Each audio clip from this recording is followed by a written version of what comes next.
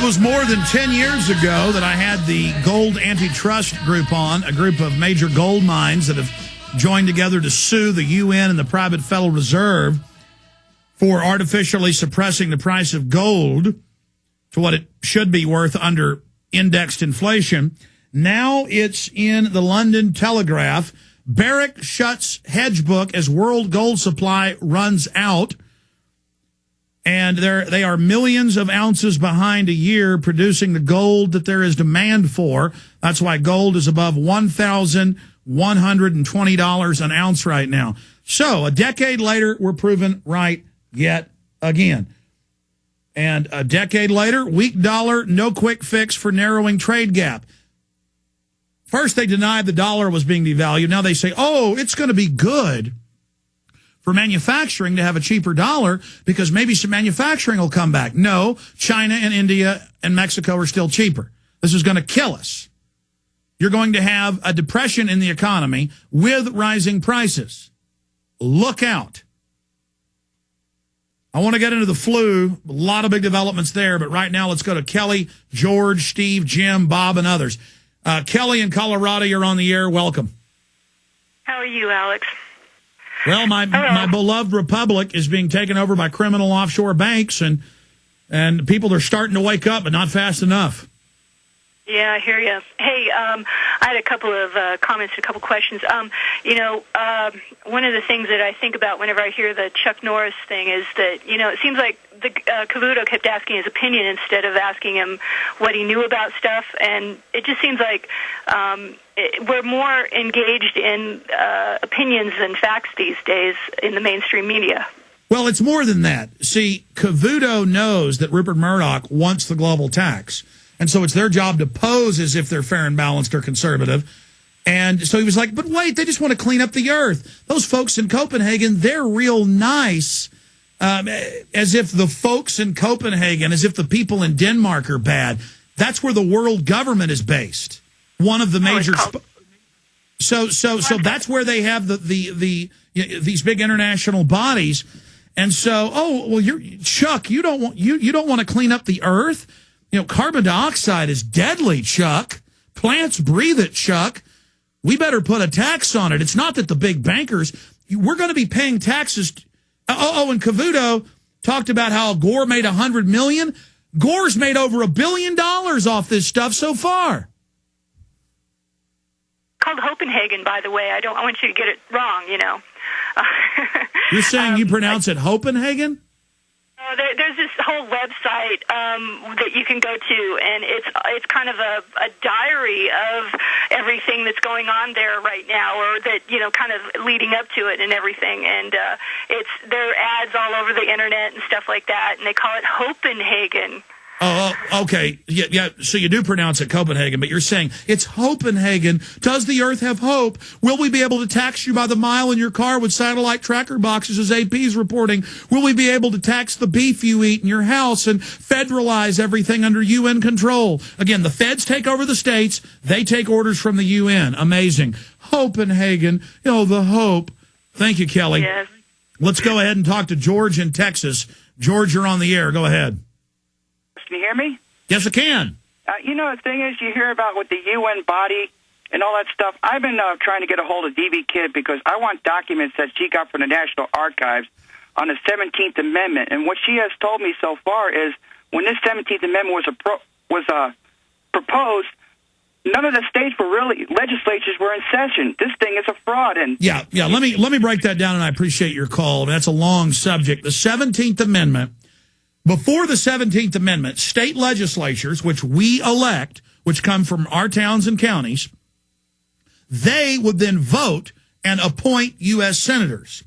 So the states control the federal government under the 9th and 10th Amendment. The 16th Amendment gave us the income tax we didn't have an income tax until 1913 that was meant to fund the private Federal Reserve. And the Federal Reserve also didn't like states controlling the federal government as they're meant to. So they also, and yes, I've had Bill Benson and many other historians on. They went to all of the original 42 states at the time of ratification. They did not ratify. They did not even get close. Most of the states weren't even in session. The feds just lied and said it had been ratified. So, yes, the 17th Amendment federalizing the states and the 16th Amendment giving you the income tax. The media always says, how would we fund the country if we didn't have the income tax? Well, how did we build this country? We have hundreds of other constitutional taxes. As Ronald Reagan's Congressional Commission found in 1981, not 1 cent of your income tax goes to run this country. It goes to interest on the debt to the private banks that allow the government to issue currency. The government, under the Constitution, Congress just issued the currency and credit. They set monetary policy until 1913. Then a private group called the Federal Reserve. What do you think the UN is? It's a private group. The IMF, the World Bank, the World Trade Organization. This is private groups setting up and paying off governments to sign treaties with them. The government can sign a treaty with David Rockefeller if they want to make him king of the world. It's all unconstitutional. I was about to say something else. Let's go ahead and talk to Jim in New York. Jim, you're on the air. Go ahead. Hello? Come on, Jim. Yeah, go ahead. Yeah, I didn't hear anything quick. A comment and then a question for you. Last week you had G. Edward Griffin on, and he spoke. I remember you posed a question to him about, after all these years, his feelings on this subject matter. And I really identify. I've been at this a long time, and my stomach gets sick. Like, you read about it 20, 30 years ago, and you know what's happening, but now it's here. It's actually here. And he expressed something around that order. He said it was eerie. He said it was eerie. For those that just joined us, he said it's like you're in a river in Colorado, and you know there's big waterfalls ahead. You've got to get off the canoe, but you haven't seen them yet. And then now he comes around the bend. There's Niagara Falls, or whatever. And it's yes, after decades of being laughed at, almost 50 years, 49 years, now open world government's being announced. Go ahead. Anyway, the question is that I started to go through your page today, and I saw the article you posted with Estelan on the G20 summit. Yes. I don't know, all right. Is he saying that they're going to back off on this for a while? Well, Estelan, just like Tucker, does have some Bilderberg Group contacts, and I found his information is very accurate. But the globalists have inner fissures. They're not 100% on the same team. They're just going in the same direction. Just like a mafia groups, may meet once a year, but they still get in a fracas occasionally. The G20, well, he said 2 weeks ago the G20 was planning to kill the dollar, and they've announced that in the news, so I don't know. Yeah. All right. You know who Mark Morano is and Mary McElhaney? It rings a little bell. Well, I saw them on a C-SPAN with Mockton, and I'll tell you, this guy Morano, he might be worth, if you're inclined to at your show, have him on, because the guy, he tears them apart with humor. Wait a minute.